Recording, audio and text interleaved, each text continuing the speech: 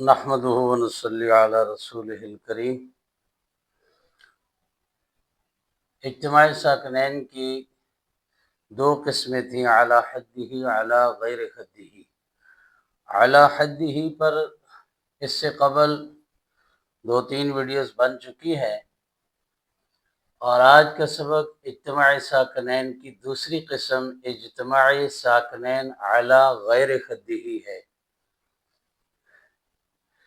اجتماع ساکنین علی حدہ کا تعلق ایک کلمہ سے ہے کہ ایک کلمہ میں دو ساکن ہوں، اور اس میں ایک چیز کا استثناء کیا تھا کہ پہلی جو بات ہے علی حدہ وہ ہوتا ہے جو ایک کلمہ میں پہلا ساکن مدہ ہو اور دوسرے کا سکون اصلی ہو یا عارضی ہو۔ لیکن اگر پہلا ساکن مدہ نہیں ہے، جیسے والفجر والصیف، اسی طرح کاف یا عین صاد کی عین،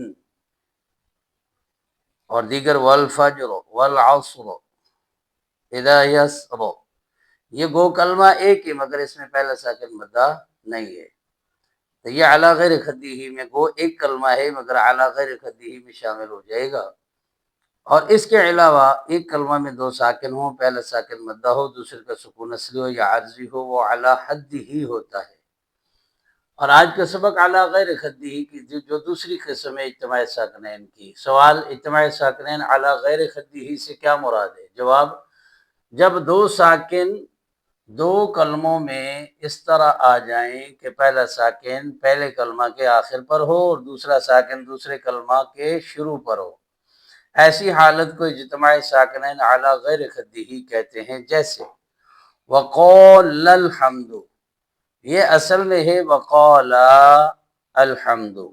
اب دیکھیں وقال، یہ الف مدہ پہلے کلمہ کے آخر پر ہے، الحمد میں لام دوسرا ساکن دوسرے کلمہ کے شروع پر ہے۔ چونکہ وقال الحمد حمزہ وصلی بیچ میں گر جاتا ہے، تو حمزہ وصلی گرے تو اس میں پہلا ساکن پہلے کلمہ کے آخر پر ہے، دوسرا ساکن دوسرے کلمہ کے شروع پر ہے، تو جب اس کا ہم وصل کریں گے، حمزہ وصلی گرا دیں گے تو پہلا ساکن مدہ حذف ہوگا، وقال الحمد۔ بہرحال یہ اجتماع ساکنین علی غیر حدہ کی مجموعی مثالیں ہیں۔ آگے پھر ان کی قسمیں، یہ جتنے بھی کلمات ہیں ان کی قسمیں بنتی ہیں، آگے تفصیلاً انشاءاللہ پڑھایا جائے گا۔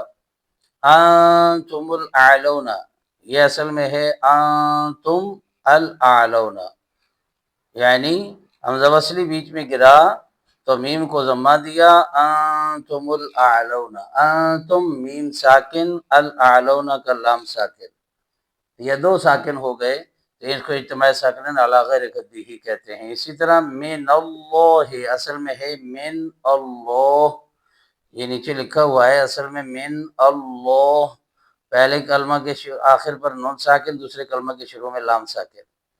یہ انشاءاللہ تفصیلاً آگے آئے گا تو پھر ساتھ ساتھ مزید سمجھائیں گے۔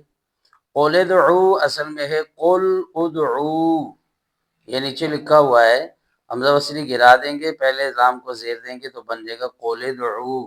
یہ بار بار بتا رہے ہیں کہ اجتماع ساکنین علی غیر حدہ کی آگے قسمیں آئیں گی، اور ساری مثالیں ان میں انشاءاللہ فٹ کریں گے، آپ کو پتہ چل جائے گا۔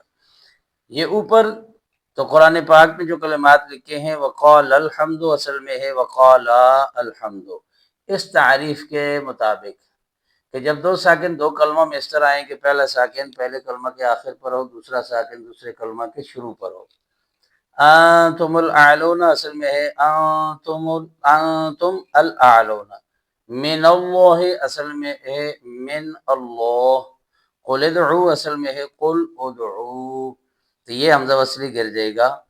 تو یہاں قل ادعو میں لام کو زیر کیوں دی، من اللہ میں نون پر زبر کیوں ہے، وقال الحمد میں الف مدہ حذف کیوں ہے، انتم الاعلون میم پر ضمہ کیوں ہے، گو اگر ساکن ہیں تو ضمہ کیوں ہے۔ تو ان کے قوانین انشاءاللہ آگے تفصیلاً آئیں گے، تو مزید اس کے بعد جو اجتماع ساکنین علی غیر حدہ کا سبق شروع ہوگا اس میں انشاءاللہ تفصیلاً پڑھایا جائے گا۔ بس آپ کا کام ہے ہمارا ساتھ دیں، آگے چلتے جائیں، ان اسباق کو دیکھتے جائیں، اور باقاعدگی سے ان اسباق کو سنیں گے تو انشاءاللہ سمجھ آتی جائے گی۔ وما علینا الا البلاغ،